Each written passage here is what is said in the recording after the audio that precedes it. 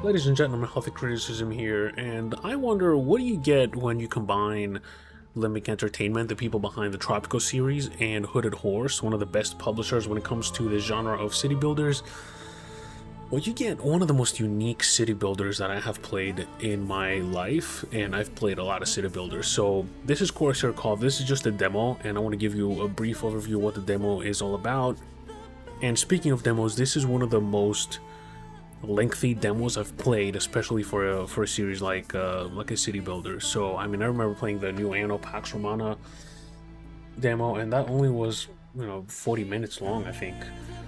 This one is a long demo, so we're gonna take a quick look at the settings here.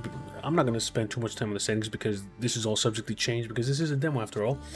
We have some accessibility options. We have some graphics here. You do have upscaling, and then you do have frame gen as well if you want to use it. You have a lot of options here, and the only problem I have with the options is the post-processing is bundled under one setting. Now low for Unreal Engine means off, but still I want to see separated, and I don't want to see it bundled because some people might like some settings, some people might not. So there you go. That's all I have to say about the graphics. You have a lot of audio sliders, and you have a diegetic music as well. If you want to turn off sea shanties, I don't know why you want to do that on a pirate game. You got some gameplay options. You can pause the game in the background if you alt tab or something. You have automatic saves, and then the automatic structure connection and building edge snapping is really useful, and I'll show you kind of what that looks like here in a second. There's some controls that I haven't really messed with. I was going to change the mouse controls, but unfortunately those are not editable. So hopefully we can see that change here and once the game releases. So the brief story of the game is you're pirates. The empire has driven you out into the sea. You crash your boat onto this cove here. It's full of cliffs, and you're kind of wondering how you're going to survive. Well, you're going to be building on the cliffs. That's the most unique thing I've seen from these games. I have never seen a game in which you are not building on the ground, you're literally building on the fucking cliffs.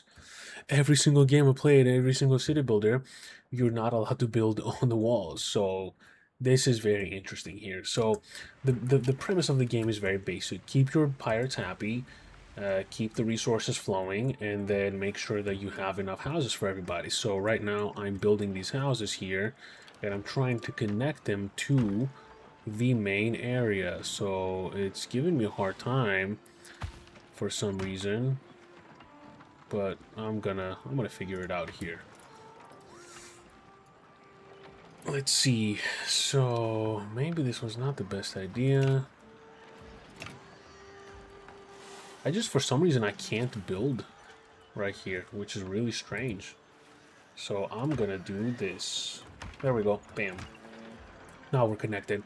I can go here and delete these structures. It doesn't really matter because you're not using any resource here, but these are going to be houses built for all the needy here because this pirate camp needs houses for some reason. So anyway, the basic premise is you have your pirate camp, and it only lets you build in a certain radius.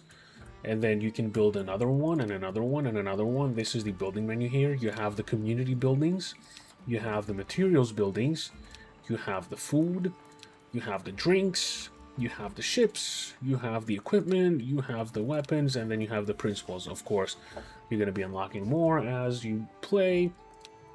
And I do wish I'm going to be unlocking more housing here in a second because I definitely need it. And the way this works is you zoom out. If you have a nice ship, you can build it out and then send it out to missions. These are all missions that you can complete with your ships. And each one has its own icon. You see there's a blue anchor, purple diamond, whatever, red swords, and a green skull.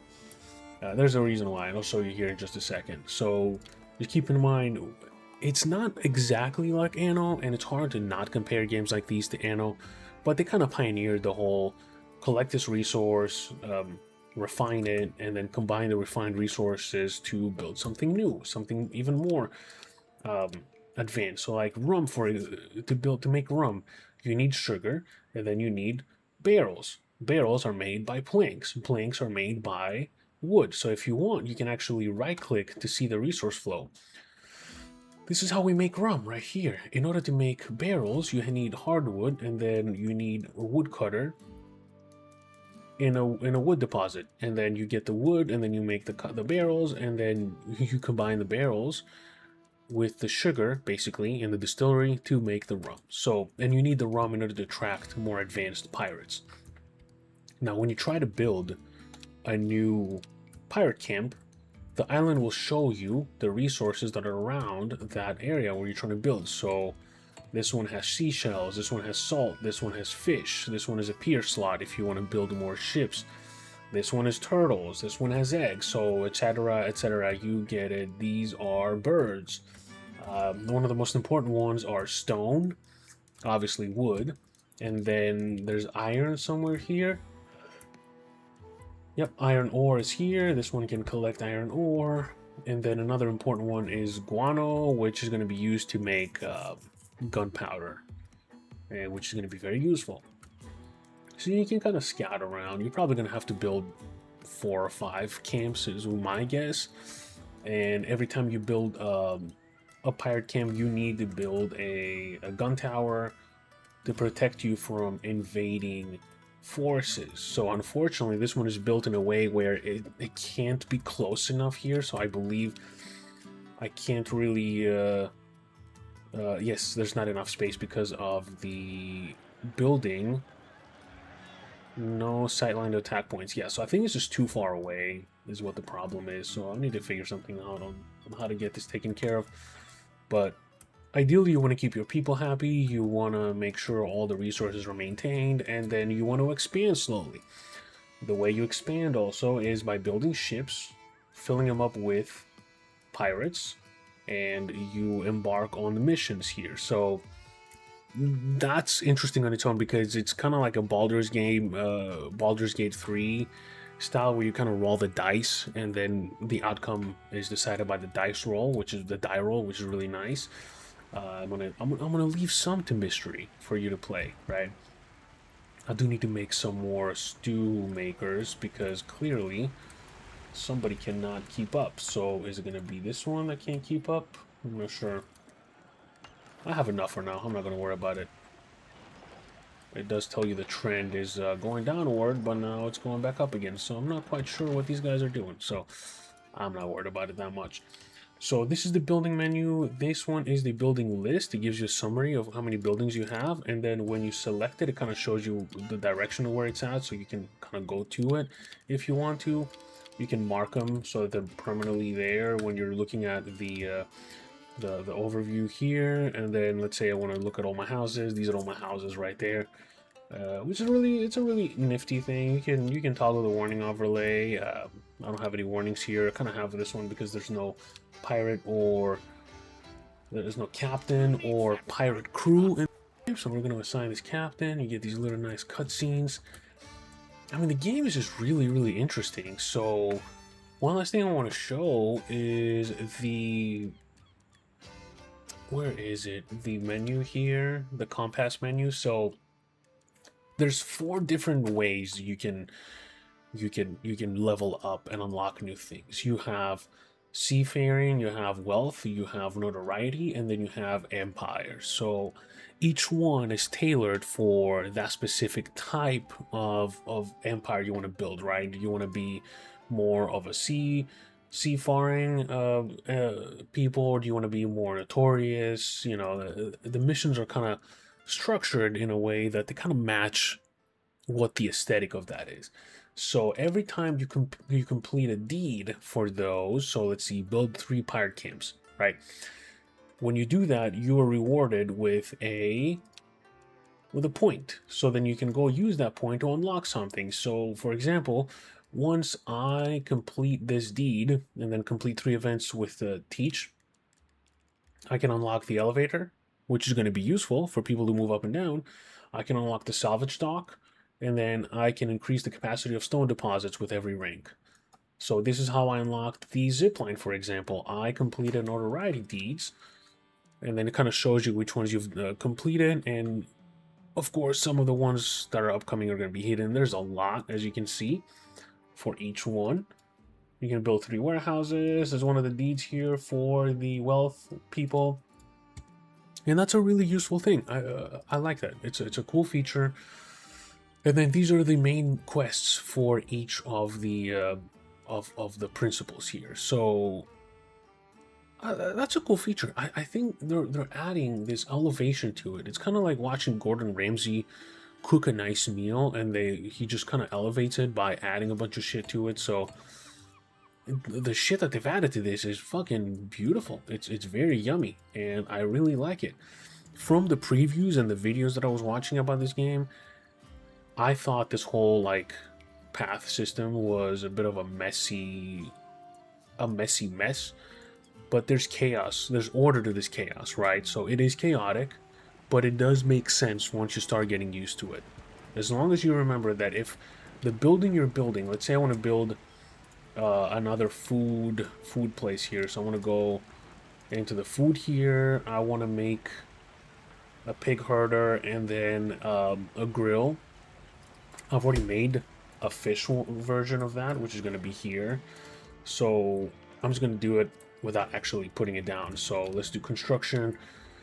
Some buildings need to be placed on flat land. So for example, like the pig slaughter place here, this needs to be built on land, on a flat land that is fertile enough for that resource, and that resource is going to be here available. So let's say I want to build it here. I want to do that, and then the grill that inputs all the pigs can go somewhere here. Or ideally you want to make it as close as possible to the original. So if I destroy this, let's say I go here, I'm gonna go here, which is gonna be a little easier. Put the pig farm here. Well, it's not in range. That's another issue that I'm running into. I'm running out of space for things to do. Let's say I build it here. This didn't ruin any of the other stuff. And then I go here. So as you can see, this automatically connects. There's that green path. It's close enough to the original building that not only does it connect to that building, but it also connects to the camp by connecting itself to the houses that are next to it right there in this area right here. So this is very useful. Now if I did it right here, it will still connect the buildings, but it will not connect to the camp. So then you have to go in, select the connections, and then connect these two together. If I go too far, it snaps, sure, but it doesn't automatically connect to the building. And you kind of want to build things in a way that it automatically connects everything, right? To make your life a little bit easier. I'm going to destroy that here. And then you have things like satisfaction, upkeep of resources. You have cohesion, where if it goes to 0, it's basically game over because the group disbands. So that's something that you have to worry about. And then the way you get new pirates is you have the drifters here. These are basically people that are not in your camp yet because they don't have a house, right? So they're just there. They're literally drifters, ready to take up a task. And if you want to use them as the crew, you have to recruit drifters. So these picaroon people, they need rum. I have 66 rum. I can recruit up to 20 of them because it takes 60 rum. And then the upkeep is going to be 20 rum. I don't know if I can produce that much rum, but I think I have +1 on the rum.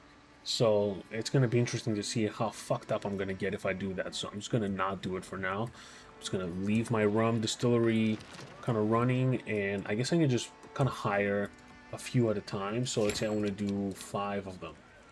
It's going to be 5 upkeep on the rum. I can do that.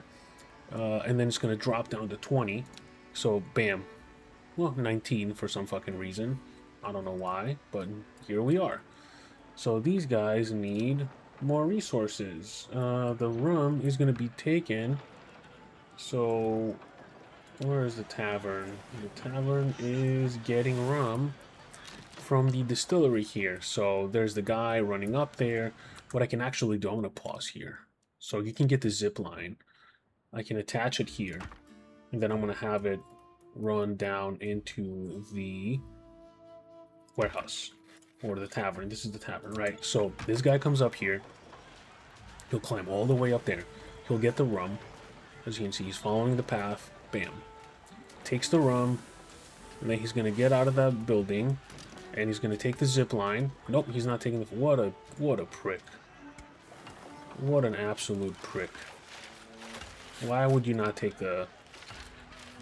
Why would you not take the zip line? I just wasted 10 gold for that for no reason.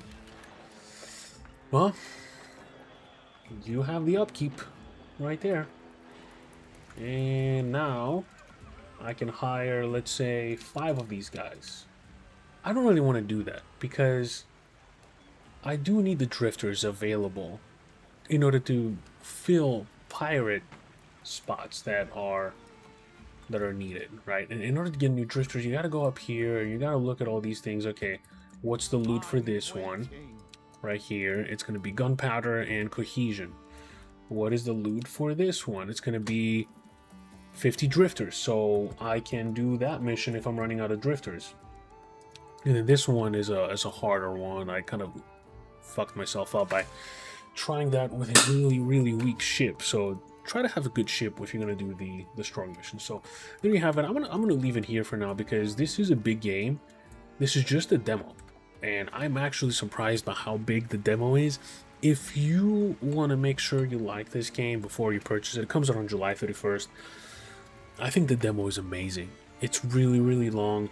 It has a lot of content, and I still haven't reached the end of the demo. So I can only imagine how big the actual game is going to be. So there you have it. This was Corsair Cove demo.